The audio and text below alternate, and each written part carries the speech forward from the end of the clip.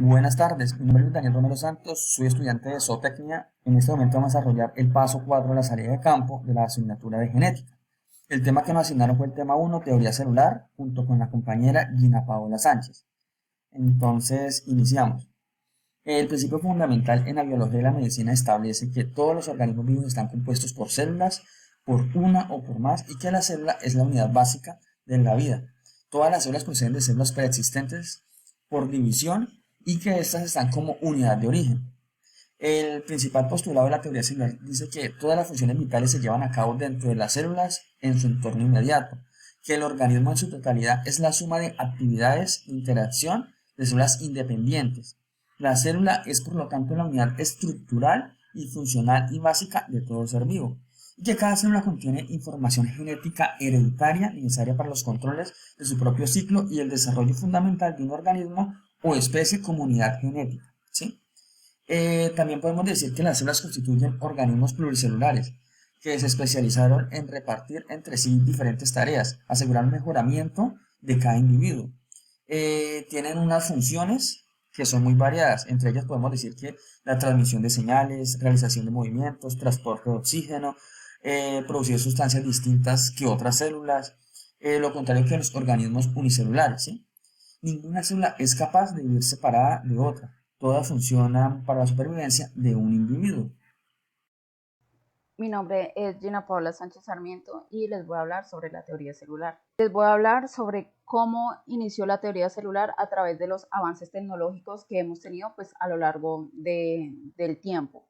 Entonces, la teoría celular se pudo llevar a cabo más a fondo gracias al invento del microscopio. Este fue inventado por Galileo Galilei en 1609, quien fue el primero que construyó un microscopio de un lente, o sea, un microscopio simple, y a través de los años de 1617 a 1619 apareció el microscopio de dos lentes cuyo autor se supone que fue el físico Cornelius Drever. Entonces, pues gracias a este invento se ha permitido que los científicos puedan ver las células más a detalle y las puedan estudiar pues, más fácilmente, reconociendo pues partes de ellas que obviamente antiguamente no sabíamos que tenían. Actualmente la teoría celular es una parte fundamental para cualquier estudio tanto de biología, genética, plantas y hasta de enfermedades de uno. Esto es fundamental para llevar a cabo cualquiera de estos estudios. La teoría celular también es una de las teorías más importantes y fundamentales en la biología moderna y su estudio es crucial para comprender cómo funcionan los seres vivos. Cabe aclarar que o sea, la teoría celular también tiene que ver mucho con la genética, tanto en expresión genética, mutaciones genéticas, herencia genética. Todo esto tiene que ver, o sea, todo esto es base a la teoría celular. O sea, si no conociéramos nada sobre la teoría celular, no tendríamos conocimiento ni de la mitad de las cosas que sabemos en estos momentos.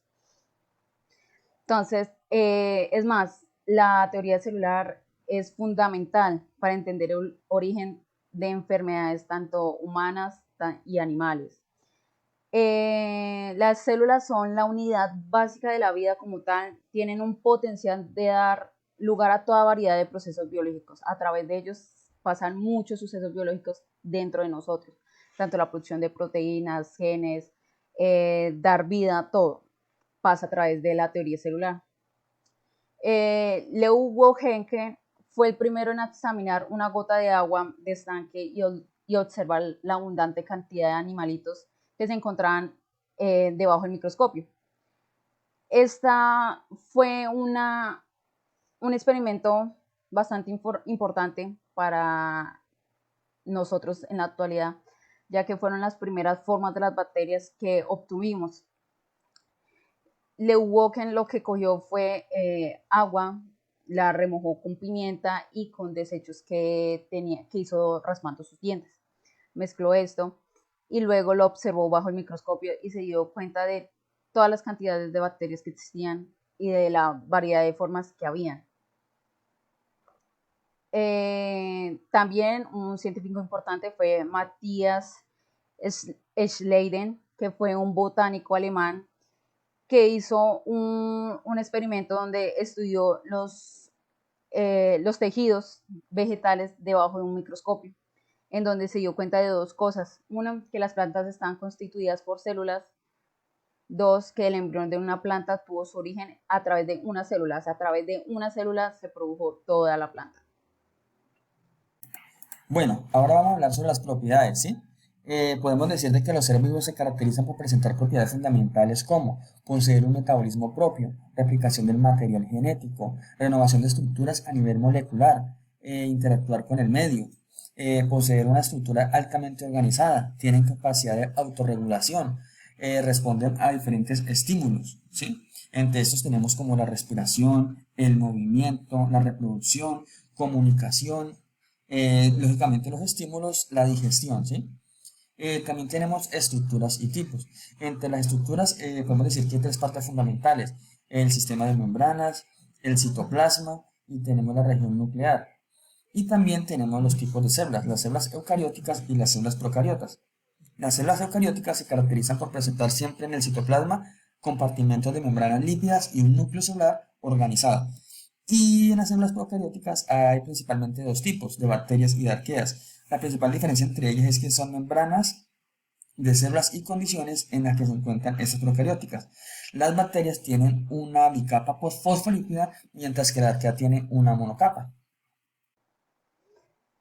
Hay dos tipos de células, que son las procariotas y eucariotas. Entonces voy a hablar un poco de cada una y de algunas de sus características. Entonces, las células procariotas carecen de núcleo, su material genético no está rodeado por ninguna membrana que lo proteja, y estas células procariotas más que todo las encontramos como bacterias.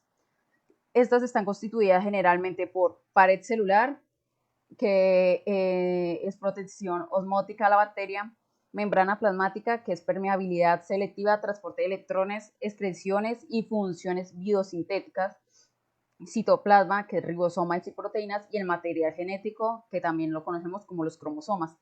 Estos se encuentran formando por un filamento de ADN circular que se considera como el cromosoma de la bacteria.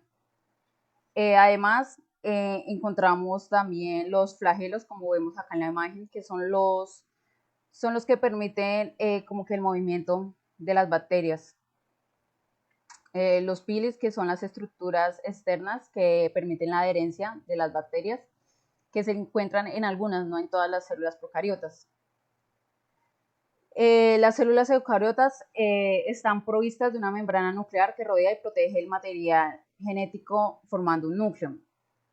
Esto es muy importante porque las células eucariotas, o sea, están provistas de una membrana nuclear que protege el material genético. En cambio, en las células procariotas esta no tiene esta protección.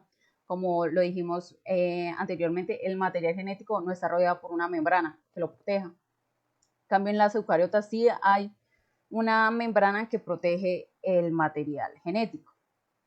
Las células eucariotas pueden ser de dos tipos, animales o vegetales. En estas se encuentran la pared celular, membrana plasmática, retículo endoplasmático liso, retículo endoplasmático rugoso, aparato de Golgi, citoplasma, mitocondria, el núcleo, el ribosoma, centriolos, las vacuolas y cloroplastos.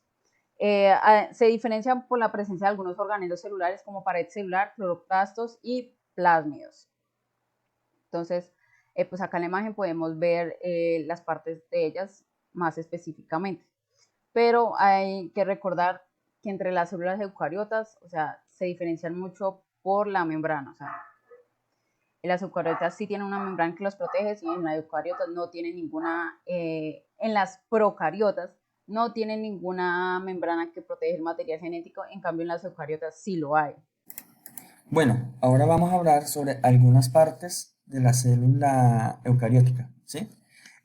Como parte principal tenemos el núcleo. El núcleo es el que está limitado por la zona de la membrana. Tiene una cavidad central que rodea esta membrana y alberga material genético. Tenemos los cloroplastos. Los cloroplastos son encargados de llevar a cabo la fotosíntesis en la planta. Contienen también material del ADN. Vamos a hablar de la vacuola central. La vacuola central es la que lleva algunos productos de desechos, residuos, en algunas ocasiones el agua, y mantiene el equilibrio de esta. La pared celular. La pared celular es una barrera física Es como un escudo de protección contra algunos patógenos, se puede decir. Los plasmodesmos son canales que atraviesan la membrana y la pared celular, ¿sí? De estos podemos decir también que comunican y transportan el agua y los nutrientes. Tenemos campo número uno de puntuación. Son zonas de depósitos de una pared secundaria, ¿sí? Y hacen que las paredes primarias queden más delgadas.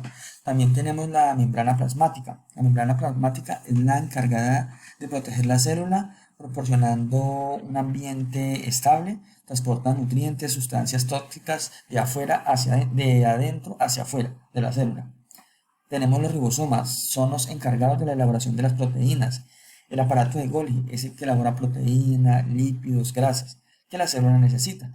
Las mitocondrias son los encargados de producir energía. Y tenemos el retículo endoplasmático, que es el que elabora proteínas que la célula necesita, ¿sí? También elabora lípidos, grasas y azúcares. Como podemos ver acá, una tabla donde podemos notar las diferencias de las células procariotas y eucariotas. Entonces, en las procariotas no tienen núcleo, en cambio las eucariotas tienen núcleo, no presenta sistemas de membranas. En las células eucariotas sí presenta sistema de membranas, como lo dijimos anteriormente. Células procariotas no presenta organelos. En las células eucariotas presenta organelos con funciones bastante definidas. La célula procariota tiene pared celular, la célula eucariota tiene membrana celular.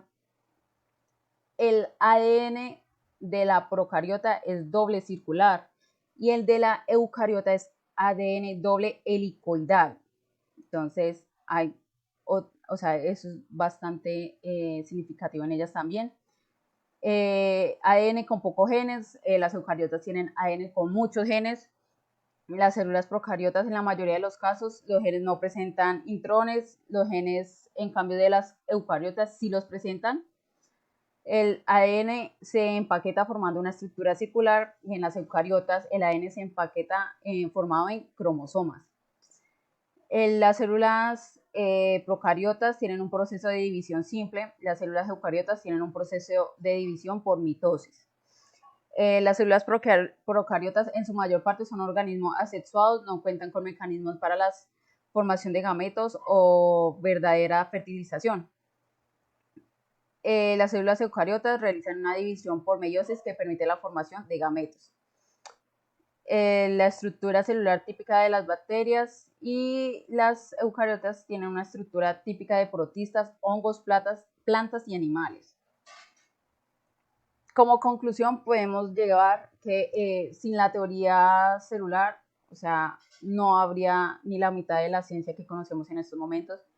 Esta ha revolucionado nuestra comprensión de la biología y ha sentado las bases para muchas áreas de investigación, incluyendo la medicina, la biotecnología y la genética. Su importancia radica en que nos ayuda a comprender cómo funcionan los organismos vivos a niveles más fundamentales, lo que a su vez nos permite desarrollar tratamientos médicos más específicos, entender las enfermedades y explorar las posibilidades de la ingeniería genética y de la biotecnología.